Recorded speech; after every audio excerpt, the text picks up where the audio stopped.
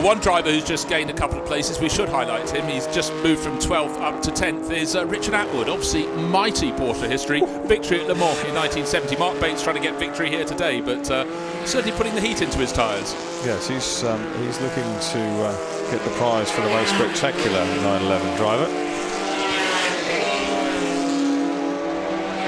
Another fastest lap for our race leader. Gap is now 2.7 first to second, and 34.4 again, but a shorter 34.4 than last time round.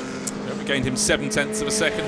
Quite naturally, West Gillette is keeping the cameras on this battle for third place. 9 and 6, Phil Hindley and Mark Bates. They know 911s very, very well indeed. And Mark, you feel, is just sometimes every time he gets close, he has one moment just where he's a little bit too exuberant and he has to do it all over again. Not that we're complaining. No, absolutely not. Getting up to Lappery now, and car 64, our race leader Andrew Jordan passes number 8. That's Simon Barry's car that had the moment early in the race, and has no problem at all getting by. So kept his momentum, carries on in the lead. 2.7 seconds clear last time around. Yeah, Bates has got a very heavy right foot, hasn't he? He's come now as close as he's ever been to Phil Hindley. And that was a great use of a bit of curve. Get the tail out and then aim it at the apex for Bates. Sumpter, meanwhile, just involved with Lappery.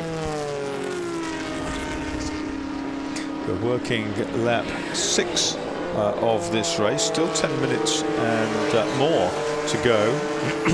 I think that sideways motoring is slowing Bates down a little bit. Very oversteery, isn't it? It is, but it seems to be well within his control to bring it back. Yeah, frankly, apart